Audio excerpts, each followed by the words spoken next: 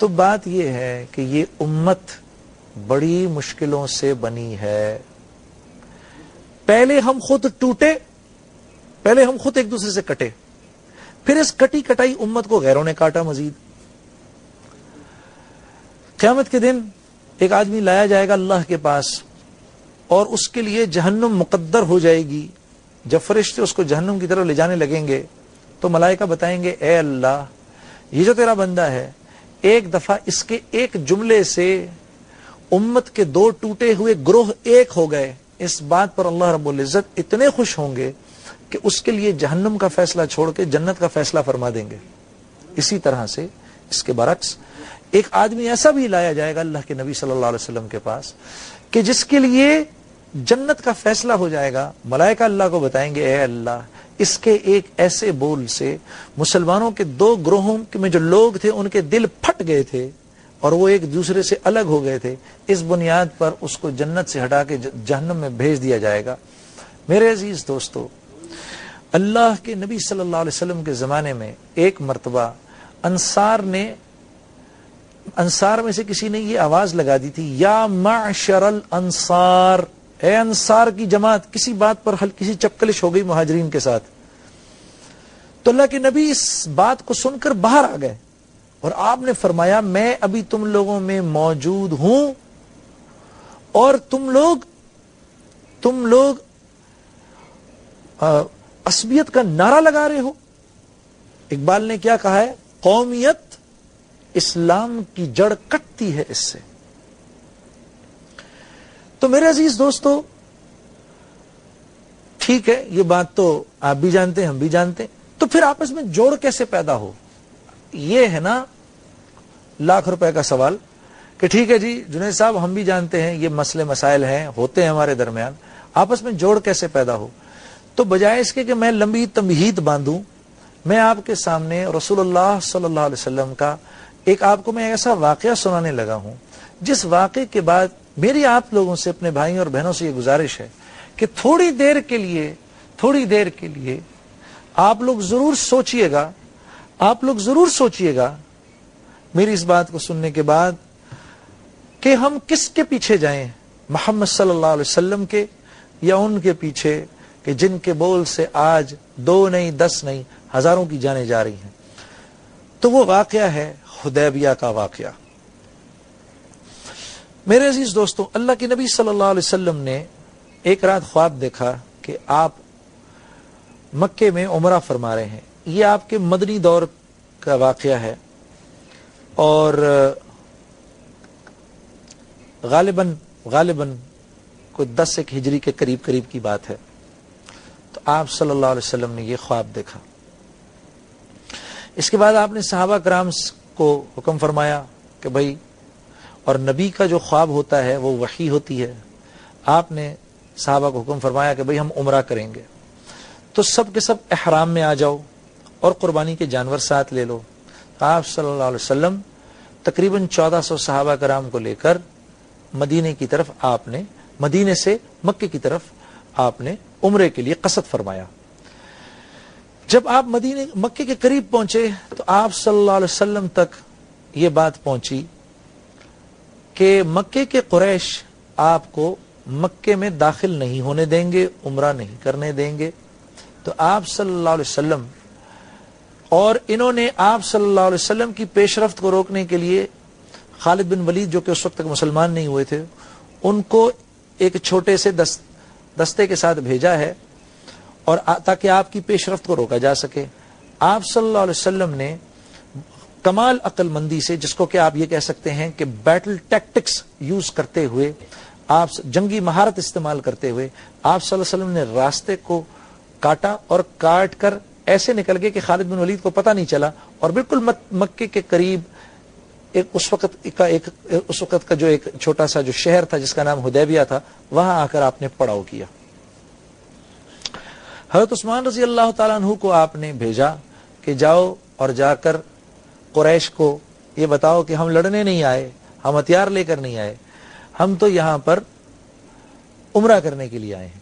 اب قریش وہاں جب حضرت عثمان وہاں پہنچے، حضرت عثمان کو بھیجنے کی پہلے آپ نے حضرت عمر رضی اللہ تعالیٰ عنہ سے فرمایا آپ جائیں، تو حضرت عمر نے فرمایا یا رسول اللہ صلی اللہ علیہ وسلم میرے تو وہاں کوئی رشتہ دار بھی نہیں ہے، مجھے تو کوئی پناہ دینے والا بھی نہیں ہے، آپ عثمان سے فرمائیے کہ زیادہ تر ان کے قبیلے کے لوگ ہیں وہاں پر اور وہ ان کی بات سن بھی لیں گے، مان بھی لیں گے۔ اس پر حضرت عثمان گئے تو انہوں نے حضرت عثمان رضی اللہ تعالیٰ عنہ سے سب نے عرض کی کہ آپ خود کر لیجئے عمرہ، لیکن آپ کے نبی کو نہیں کرنے دیں گے۔ تو حضرت عثمان رضی اللہ تعالیٰ نے فرمایا کہ اگر آپ میرے نبی کو عمرہ نہیں کرنے دیں گے تو میں بھی عمرہ نہیں کروں گا، اور آپ بھی رک گئے۔ اس بات پر قریش نے غصے میں آ کر حضرت عثمان کو نظر بند کر دیا۔ ادھر صحابہ کرام میں خبر یہ پھیل گئی کہ حضرت عثمان رضی اللہ تعالیٰ عنہ شہید کر دیے گئے ہیں۔ جب یہ خبر پھیلی تو آپ صلی اللہ علیہ وسلم نے ایک کیکر کے درخت کے نیچے جمع ہو کر صحابہ سے بیعت لی، جو کہ بیعت رضوان کہلاتی ہے، یعنی اللہ کی رضا اس میں شامل۔ میں آپ کو صلح حدیبیہ کا واقعہ سنا رہا تھا کہ کس طرح سے اللہ رب العزت نے کیسے اس واقعے کے ذریعے اللہ کی مدد و نصرت نبی کریم صلی اللہ علیہ وسلم اور صحابہ کرام کے ساتھ ہوئی۔ تو جب آپ صلی اللہ علیہ وسلم کو جب پتا چلا کہ حضرت عثمان شہید کر دیے گئے تو آپ نے وہاں پر ایک بیعت لی جس کو کہ قرآن اس طرح سے واضح کر رہا ہے، لقد رضی اللہ عن المؤمنین لقد رضی اللہ عن المؤمنین اذ یبایعونک تحت الشجرة فعلم ما فی قلوبہم فانزل السکینۃ علیہم واصابہم فتحا قریبا۔ اللہ رب العزت نے ان تمام صحابہ کرام سے اپنی رضا کا اعلان فرمایا، لقد رضی اللہ راضی ہو گیا یقیناً ان لوگوں سے اے میرے نبی جنہوں نے درخت کے نیچے بیٹھ کر آپ کے ساتھ بیعت کی۔ اور اس سے پہلے اللہ نے فرمایا ان الذین یبایعونک انما یبایعون اللہ ید اللہ فوق ایدیہم، کہ اے میرے نبی جب آپ ان لوگوں کے ساتھ بیعت لے رہے تھے ید اللہ فوق ایدیہم، اللہ کا ہاتھ آپ لوگوں کے ہاتھ کے اوپر تھا، یعنی اللہ کی پوری رضا تھی اس بیعت میں، جو کہ حضرت عثمان رضی اللہ تعالیٰ عنہ جو کہ اس بات پر لی گئی کہ اب ہم اپنی جان دے دیں گے جب تک حضرت عثمان کا بدلہ نہیں لیں گے۔ لیکن تھوڑی دیر کے بعد یہ پتا چلا کہ حضرت عثمان رضی اللہ تعالیٰ عنہ جو ہیں، جب قریش کو یہ پتا چلا کہ وہاں تو بھئی بیعت ہو رہی ہے، موت کی بیعت ہو رہی ہے، اور صحابہ کرام جو ہیں وہ حضرت عثمان کا بدلہ لینے کے لیے آنے والے ہیں، تو حضرت عثمان کو چھوڑ دیا گیا۔ حضرت عثمان واپس آئے تو اب قریش نے اپنے لوگ بھیجنا شروع کیے، وہ جو کہتے ہیں نا انوائس بھیجنے شروع کیے، ایلچی بھیجنے شروع کیے کہ مسلمانوں کے ساتھ جا کر تو معاملہ کرو۔ تو ایک دو آئے، ان کے ساتھ بات نہیں بنی، جب بات نہیں بنی تو سب سے آخر میں سہیل بن عمر آئے۔ یہ اب یہاں سے بات ذرا غور سے سنیے گا۔ جب سہیل بن عمر آئے انہوں نے آ کر اب یہ شرطیں رکھنا شروع کی۔ وہ شرطیں کیا رکھی؟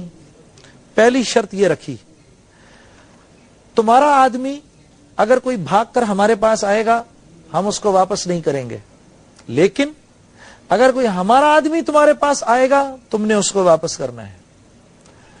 آپ صلی اللہ علیہ وسلم کے ساتھ ابھی وہ اس بات کو ابھی رکھ ہی رہے تھے کہ اتنی دیر میں سہیل بن عمر کے بیٹے حضرت ابو جندل بیڑیوں میں بند وہاں پہنچ گئے اور مسلمانوں سے اس بات کی التجا کرنے لگے کہ مجھے ان ظالموں کے پاس مت بھیجو، مجھے اپنے ساتھ لے جاؤ۔ اس پر اللہ کے رسول نے صلی اللہ علیہ وسلم نے فرمایا کہ ابھی تو معاہدہ بھی نہیں ہوا، اس کو ہم رکھ لیتے ہیں اپنے پاس۔ تو سہیل بن عمر نے کہا کہ یہ اس معاہدے میں شامل ہے بات، ابو جندل کو تمہیں واپس کرنا پڑے گا۔ اس پر مسلمانوں کو شدید تکلیف ہوئی، وہ بیچارے روتے رہے، لیکن حضرت ابو جندل کو واپس کر دیا گیا۔ اللہ کے نبی نے فرمایا تم صبر کرو، اللہ تمہارے ساتھ بہترین معاملہ فرمائیں گے۔ اب دیکھو اپنے اوپر کتنا بوجھ لیا جا رہا ہے۔ دو باتیں تو یہ ہو گئی، تمہارا آدمی ہمارے پاس آئے گا واپس نہیں کریں گے، ہمارا آدمی تمہارے پاس آئے گا تم نے واپس کرنا ہے۔ تیسری بات کہ اب ہمارے اور تمہارے درمیان 10 سال تک کوئی جنگ نہیں ہوگی۔ آپ صلی اللہ علیہ وسلم ٹھیک ہے جی، اس پر بھی مان گئے۔ چوتھی بات اس سے بھی زیادہ سخت تھی، اس سال تمہیں عمرہ نہیں کرنے دیں گے، اگلے سال آؤ گے 3 دن انٹری 3 دن میں باہر، بس۔ آپ صلی اللہ علیہ وسلم اس پر بھی مان گئے، تو اب سہیل بن عمر نے آپ صلی اللہ علیہ وسلم نے وہاں پر حضرت علی کرم اللہ وجہ لکھنے والے تھے، آپ نے اس پر لکھا محمد رسول اللہ. سہیل بن عمر نے آگے سے کہا کہ اگر میں ان کو اللہ کا رسول مانتا تو میری ان کی جنگی کوئی نہیں تھی. میں سہیل بن عمر ہوں، یہ محمد بن عبداللہ ہے. تو اللہ کے نبی صلی اللہ علیہ وسلم نے فرمایا ہاں ٹھیک ہے علی، محمد رسول اللہ کو مٹا دو. حضرت علی کرم اللہ وجہ نے عرض کی یا رسول اللہ صلی اللہ علیہ وسلم میں تو نہیں مٹا سکتا. آپ نے فرمایا مجھے دکھاؤ کہاں لکھا ہے. وہ اس کو دیکھا اور اپنے انگوٹھے سے اس کو مٹا دیا. تو محمد بن عبداللہ صلی اللہ علیہ وسلم اور سہیل بن عمر کے درمیان معاہدہ ہو گیا. میرے عزیز دوستو، جب یہ معاہدہ ہو رہا تھا تو صحابہ کرام اتنا شدید پیچ و تاب کھا رہے تھے کہ ہم یہ شرطیں کیوں مان رہے ہیں، ہمیں کیا ضرورت ہے ان کی یہ شرطیں ماننے کی، یہ تو ایسے جیسے ہماری ناک کٹ جائے. ہاں ہم کیوں مانیں ان کی یہ شرط. لیکن اللہ کے نبی صلی اللہ علیہ وسلم کے آگے بات کو پی گئے. حضرت عمر رضی اللہ تعالیٰ عنہ نے تو یہ تک فرمایا کہ اگر اللہ کے نبی صلی اللہ علیہ وسلم نے یہ باتیں نہ کہی ہوتی، اگر آپ ہمارے امیر نہ ہوتے کوئی اور امیر ہوتا تو میں امیر تک کی خلاف ورزی کر دیتا. اور حضرت نبی کریم صلی اللہ علیہ وسلم کے پاس آئے، عرض کی یا رسول اللہ صلی اللہ علیہ وسلم کیا آپ اللہ کے نبی نہیں ہیں؟ آپ نے فرمایا بالکل اللہ کا نبی ہوں. تو فرمایا پھر آپ نے یہ شرطیں کیوں مانی؟ آپ نے فرمایا کیونکہ میں اللہ کا نبی ہوں.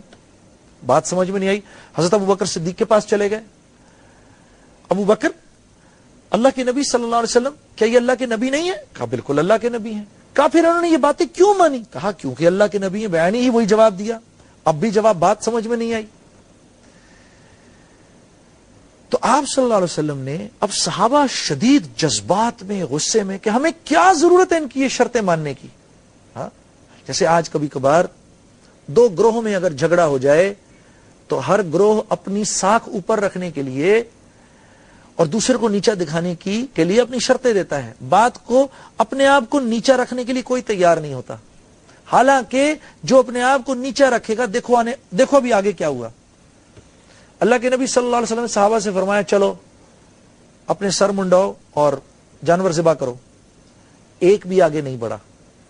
تو آپ نے حضرت ام سلمہ جو آپ کی زوجہ محترمہ تھی، ام المومنین تھی، ان سے پوچھا کہ یہ صحابہ میرے کیا کر رہے ہیں. حضرت ام سلمہ نے فرمایا یا رسول اللہ صلی اللہ علیہ وسلم آپ سے بے پناہ پیار کرتے ہیں، بہت محبت کرتے ہیں، آپ جائیں خود جا کر اپنا حلق کریں، کسی صحابی سے حلق کروائیں اور اپنے جانور کو ذبح کریں، دیکھیں یہ سب شروع ہو جائیں گے. آپ صلی اللہ علیہ وسلم گئے، اپنا حلق کروایا. آپ صلی اللہ علیہ وسلم نے جانور کو ذبح کیا. جب آپ نے یہ فرمایا تمام صحابہ نے ایسا کرنا شروع کر دیا. پھر آپ نے صحابہ سے فرمایا چلو اب واپس چلتے ہیں.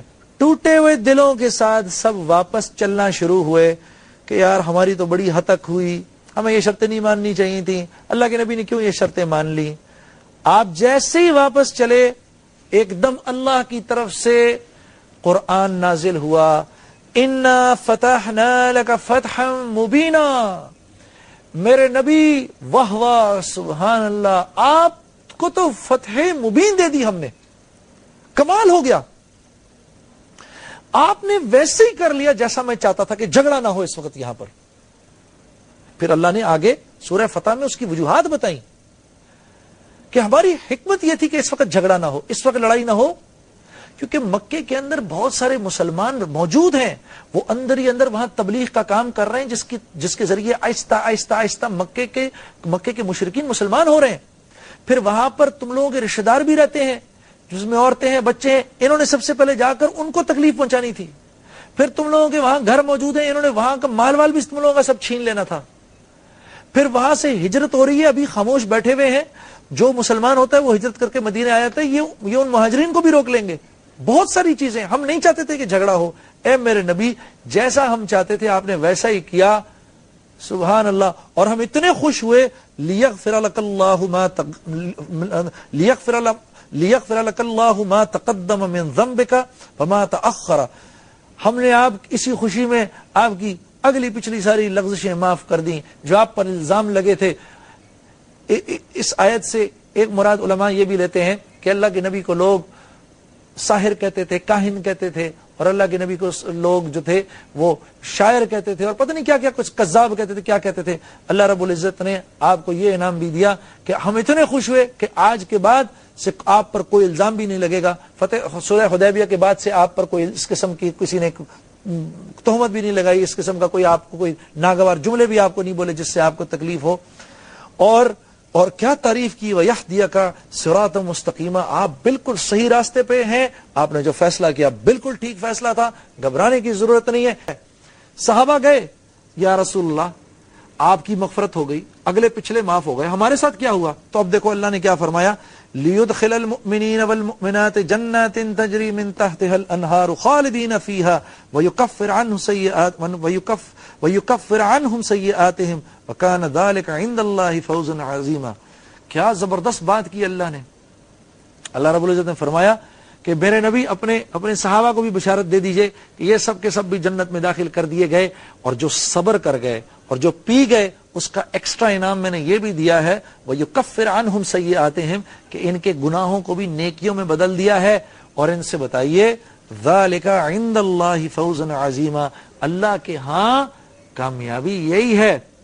یہی وجہ ہے کہ صحابہ کرام اپنے وقتوں میں جب فتح مکہ ہو گئی نا تو صحابہ فرماتے تھے تم لوگ یہ سمجھتے ہو، تم لوگ فتح مکہ کو فتح کہتے ہو، فتح مکہ ہمارے لیے فتح نہیں ہے، ہمارے لیے تو فتح وہ ہے جس کو اللہ نے فتح کہا، اور حدیبیہ کو وہ فتح سمجھتے تھے۔ کیوں؟ کیونکہ اس میں باوجود اس کے کہ نفس پر چوٹ پڑی، لیکن وہ کیا جو اللہ چاہتے تھے۔ اور آپ کو پتہ ہے میرے دوستو، آگے سنو، 1 سے 1.5 سال کے بعد قریش نے معاہدہ توڑ دیا، ٹھیک ہے؟ حدیبیہ کے وقت کتنے صحابہ تھے؟ میں نے آپ سے کیا عرض کی تھی؟ 1400 صحابہ۔ جب آپ صلی اللہ علیہ وسلم نے مدینے سے مکے جب آپ روانہ ہوئے فتح مکہ کے وقت، اس وقت 10,000 صحابہ تھے،